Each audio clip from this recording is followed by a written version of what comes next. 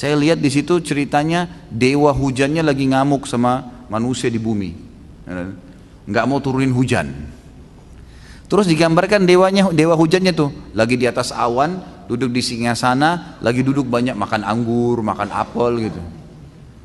Terus ada orang-orang dayang-dayang di sebelahnya, ada dayang-dayang datang, Tuan bagaimana Tuan, masih mau turunkan hujan di bumi nggak? Nggak bisa, saya lagi ngamuk dengan mereka.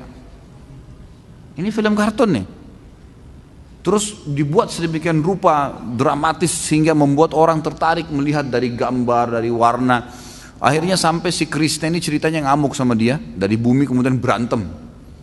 Sampai Krishna mengalahkan dia dan akhirnya dia harus turunkan hujan. Harus, mau tidak mau, karena dia sudah dikalahkan. Coba, apa yang difahami sama anak-anak tuh? Emang ini Tuhannya nih, gitu kan? Dan itu memang Tuhannya mereka, orang-orang non-muslim ini. Itu berbahaya sekali. Semenjak itu saya bilang haram, tidak boleh nonton ini. Mustahil bisa. Ini ceritanya begini, saya jelaskan sehingga anak-anak saya faham dan mereka tidak nonton lagi. Tapi lihat bagaimana kerusakan itu. Kalau belum rusak seperti ini, insya Allah akan bisa. Allahu Akbar, Allahu Akbar. Lalu Allah menjelaskan kepada kita, lam yalid walam yulad, tidak beranak, tidak diperanakkan, nggak ada asasnya, nggak ada bawahnya, nggak ada orang tuanya, nggak ada ibu ayahnya, nggak ada. Kalau ada ibu ayah, ada kakek, ada nenek, ada macam-macam. Kalau ada anak, berarti ada cucu, ada seterusnya sampai ke bawah. Allah mengatakan dia tidak beranak, tidak diperanakkan.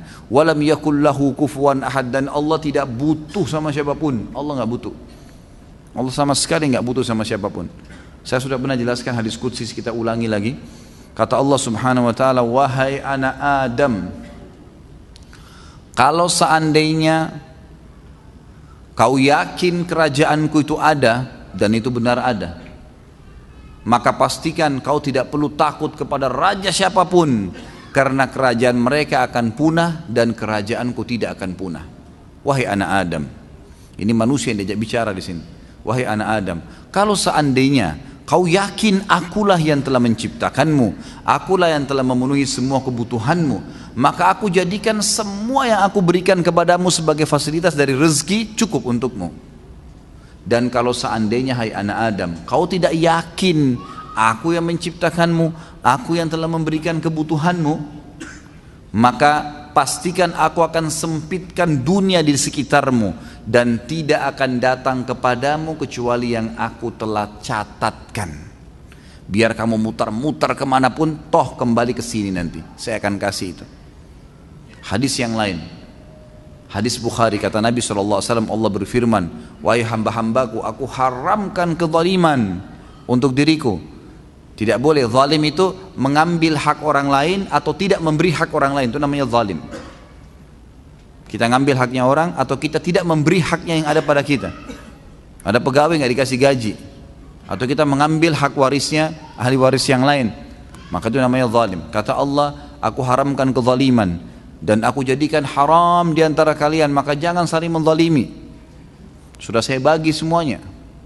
Lalu kata Allah SWT, hai hamba-hambaku dari manusia dan jin, kalau seandainya kalian semua beriman dengan tingkat iman yang satu, semuanya satu level imannya, semuanya beriman, kata sebagian ulama hadis, imannya seperti Nabi Muhammad SAW, iman tertinggi. Semuanya sama, jin dan manusia miliaran, tidak akan mengurangi dan menambah, tidak kurang, tidak tambah sedikit pun dari kerajaan dan kekuasaanku. Wahai hamba-hambaku manusia dan jin, kalau kalian semuanya kafir kepadaku, kata para ulama, semua jin dan manusia ini seperti kafirnya Fir'aun, semua mengaku Tuhan, tidak akan mengurangi dan menambah sedikit pun dari kerajaan dan kekuasaanku. Wahai hamba-hambaku manusia dan jin, kalau seandainya kalian semua berkumpul di sebuah lembah, lalu kemudian kalian minta semua apa yang kalian inginkan, yang paling tinggi yang kalian angan-angani, dan saya berikan semua jin, semua manusia yang mereka inginkan, tidak akan mengurangi sedikit pun dari kekuasaan dan kerajaanku, kecuali seperti jarum yang dicelupkan di lautan lalu diangkat. Allah Azza wa Jalla memperkenalkan dirinya. Allah itu Tuhan yang maha semuanya, maha perkasa, maha hidup, maha melihat, maha mengetahui, semuanya tidak ada terkecuali. Dan banyak sekali ayat yang membahas masalah ini. Tentu saya ada bahasan khusus judulnya Kenalilah Tuhanmu Kau Akan Bahagia, bisa dinonton di YouTube. 2 jam lebih saya bicara ayat-ayat tentang bagaimana bukti Allah subhanahu wa ta'ala itu ada. Bagaimana Allah perkenalkan dirinya. Dia menciptakan yang di langit, semua bintang-bintang, semua perputarannya, macam-macam, perubahan siang dan malam, burung-burung yang berterbangan. Kemudian di daratan semua yang kelihatan dengan mata manusia, manusia dengan beragam macam bahasa, paras wajah, warna kulit, postur tubuh. Kemudian jin ya dengan beragam macam karakter-karakternya dan seterusnya. Kemudian kebutuhan-kebutuhan mereka dari makanan, dari pakaian dan segalanya. Hewan-hewan dengan jutaan spesiesnya semuanya yang tidak pernah habis, mati, musnah, hidup lagi, diciptakan lagi terus. Tumbuh-tumbuhan dengan beragam macam warna, rasa, ya, poster dan seterusnya. Semua itu, ya, semua itu hanya Allah SWT yang menciptakannya. Jadi Allah SWT membuktikan itu banyak sekali dan tidak ada manusia, tidak ada makhluk yang bisa mengaku seperti Allah SWT. Syirik Allah Subhanahu wa taala tidak ingin dipartisipasikan. Tidak boleh orang beribadah tunduk kepada Allah, melakukan sebuah kegiatan-kegiatan yang Allah perintahkan dan dipartisipasikan dengan makhluk. Dan syirik ada 2 macam, saya akan berikan contoh-contohnya. Syirik besar dan syirik kecil. Syirik besar ini mengalihkan ibadah kepada selain Allah. Tadanya itu asalnya itu ibadah untuk Allah. Seperti misalnya menyembelih kepada selain Allah. Menyembelih asalnya adalah ibadah kalau disembelih untuk Allah, tapi dialihkan untuk kuburan tertentu, untuk pohon tertentu, sesajen, untuk selain Allah, namanya syirik besar, gitu kan? Mengalihkan ibadah itu kepada selain Allah Subhanahu wa taala, itu syirik besar. Meminta-minta, berdoa asalnya hukum ibadah kepada Allah, tapi mintanya dialihkan bukan kepada Allah tapi kepada kuburan, karena dianggap kuburan itu bisa memberikan mudarat dan manfaat. Nah, ini syirik besar namanya. Kalau syirik besar teman-teman sekalian, maka konsekuensinya akan mengeluarkan pelakunya dari Islam. Syirik besar mengeluarkan pelakunya dari Islam. Yang kedua, kalau dia meninggal, dia akan kekal di api neraka. Yang ketiga, semua amalnya yang pernah dia kerjakan dihapus oleh Allah Subhanahu wa taala. Jadi memang berbahaya sekali syirik besar ini. Berbahaya sekali syirik besar.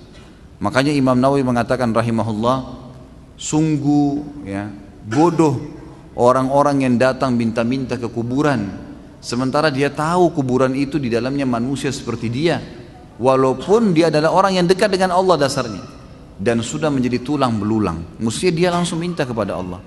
Para sahabat memahami benar konsep ini. Apa yang mereka lakukan? Kalau sendal mereka tuh putus, mereka angkat tangan ke langit, ya Allah, sendal saya putus, gantikanlah. Minta langsung kepada Allah. Sendal ini mungkin sederhana, tapi fahami bagaimana koneknya dia ya dengan Allah SWT Tuhannya. Begitu yakin kalau Allah SWT maha mendengar, maha mengetahui, gitu kan. Dan Allah memang tidak lemparkan sendal dari langit, sudah pernah saya jelaskan. Kalau doa kita diijabah datang dalam bentuk sinyal. Tiba-tiba ada yang kesian sama kita dapat sendal, kita dapat duit bisa beli sendal, ada jawaban dari Allah Subhanahu wa taala. Gitu kan? Yang penting kita kembali kepada Allah. Sahabat begitu, sendalnya putus, ya Allah sendal saya putus, haus sedikit, ya Allah saya haus, dan seterusnya, mengeluh kepada Allah. Maka Allah SWT menjawab apa yang dia inginkan. Allah SWT menjawab apa yang dia inginkan. Yang kedua, syirik kecil. Syirik kecil ini adalah riya. Sebagaimana dalam hadis Bukhari dikatakan, akhwafu ma akhafu alaikum syirkul khafi, yang paling saya khawatirkan dari kalian adalah syirik yang tersembunyi. Maka para sahabat mengatakan, wa ma syirkul khafi ya Rasulullah, apa itu syirik tersembunyi ya Rasulullah? Kata Nabi SAW, ar-riya, riya. Nah, kalau syirik besar tadi, dia alihkan 100% itu, penyembelihannya tadi, ibadahnya, doanya untuk selain Allah, tapi dia tahu itu ibadah untuk Allah sebenarnya. Kalau riya, syirik kecil, dia awalnya dimulai ibadah itu untuk Allah, tapi di tengah-tengahnya diikuti partisipasi, ya, mempartisipasikan selain Allah. Seperti orang lagi sholat, awalnya karena Allah, di tengah-tengah sholatnya syaitan datang membisikkan, tuh di sebelahmu ada temanmu, lihat, kamu lebih baik lama sujud sekalian biar kamu dipuji, nanti begini, nanti begitu, biar dahi kamu hitam, biar apalah, beragam macam bisikan. Kalau dia iyakan, maka masuk syirik kecil. Nah, kalau syirik kecil terjadi, asalnya ibadah dia sudah niatkan untuk Allah, tapi di tengah jalan ada gangguan dari syaitan dan dia iyakan, berarti dia partisipasikan syaitan, godaan syaitan di tengah-tengah ibadahnya. Awalnya untuk Allah tadi. Kalau syirik besar memang dari awal bukan untuk Allah, tapi asalnya ibadah itu untuk Allah. Seperti tadi, menyembelih memang untuk Allah, berdoa untuk hanya kepada Allah tapi dia alihkan. Kalau ada orang ibadah, dipastikan semua ibadahnya akan ada riyaknya. Syaitan berusaha untuk membuat riyak, karena riyak adalah senjata pamungkasnya syaitan. Begitu riyak sedikit, kata Nabi SAW, al-yasiru minar riya'i syirkun. Sedikit saja riyak sudah syirik, batal tuh ibadahnya. Kalau orang itu tidak berhasil riyak, maka dialihkan untuk mengurangi minimal pahala-pahala yang didapatkan. Syirik kecil ini tidak membuat pelakunya keluar dari Islam, tetap dia muslim.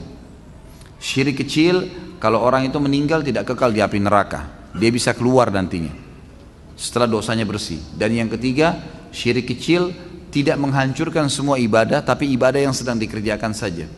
Jadi misalnya kalau dia lagi sholat, dia riak di sholatnya, sholat itu yang tidak diterima, tapi nggak ada hubungan dengan sholat-sholat yang lainnya, dia tidak riak. Tidak ada hubungannya dengan sedekah, baca Qur'annya, selama dia tidak ikutkan dengan riak.